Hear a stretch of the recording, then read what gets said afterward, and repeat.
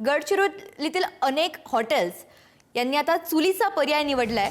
आरमोरी ब्रह्मपुरी राष्ट्रीय महामार्गावर असलेल्या मधुबन हॉटेलमध्ये आता स्वयंपाक चक्क चुलीवर केला जातोय। तब्बल 550 मेन्यू असलेल्या हॉटेलमध्ये निवडक पदार्थ बनवण्याची पाळी आली आहे। लवकर गॅस सिलेंडरचा पुरवठा न झाल्यास हॉटेल बंद करण्याची वेळ येणार असल्याचं मालकांनी सांगितलंय। आखाती देशांमध्ये सुरू असलेल्या युद्धाचा फटका आता गडचिरोली जिल्ह्यात सुद्धा बसत असल्याचे दिसून येत आहे। आज आपण गडचिरोली जिल्ह्याच्या आरमोरी ब्रह्मपुरी या राष्ट्रीय महामार्गावर असलेल्या मधुबन हॉटेलमध्ये आहोत।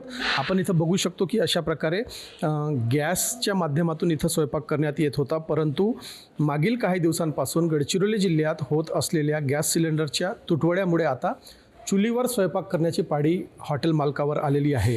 आज आपल्यासोबत या हॉटेलचे हॉटेल मालक आहेत, त्यांच्याकडून आपण जाणून घेऊया। तर आपण काय सांगाल?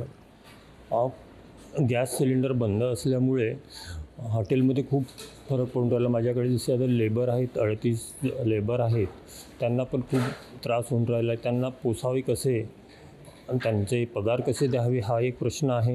माझ्याकडे 500 ते 550 मेनू आहे, त्याच्यामध्ये आणि चुलीवर पूर्णपणे मेनू ठेवणे हा शक्य नाही आहे। शक्य नसल्यामुळे मला आता लिमिटेड मेनू करून चुलीवरती आम्ही तर कारभार चालवून राहिलेलो आहोत, पण याचा ग्राहकावरती थोडा संभ्रम निर्माण झालेला आहे। ग्राहक चालू आहे हॉटेल की बंद आहे हा पण एक मोठा प्रश्न आहे ग्राहकांसमोर। ग्राहक पण कमी झालेले आहेत आणि मला पूर्णपणे चुलीवर म्हणजे खूप त्रासदायक आहे। याचं हॉटेल कसं चालू राहील, किती दिवस असं परिस्थिती राहणार हे पण माहीत नाही मला एक। आणि याच्यामुळे ग्राहक आम्हाला किती दिवस आम्ही लेबरला 38 लोकांचे कुटुंब आम्ही पोसतो, ते कसे पोसू आणि किती दिवस पोसणार हा एक प्रश्न आहे। पुढारी न्यूजसाठी आशिष अग्रवाल, गडचिरोली।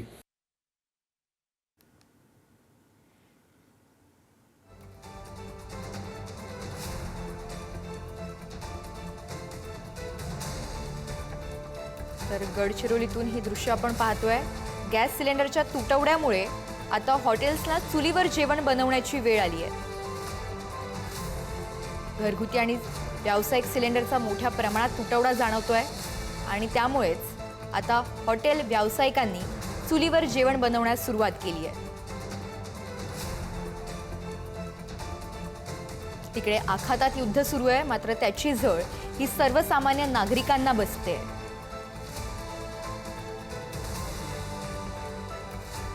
लवकर गॅस सिलेंडरचा पुरवठा झाला नाही तर आता हॉटेलही बंद करण्याची वेळ या हॉटेल व्यावसायिकांवर येण्याची शक्यता आहे।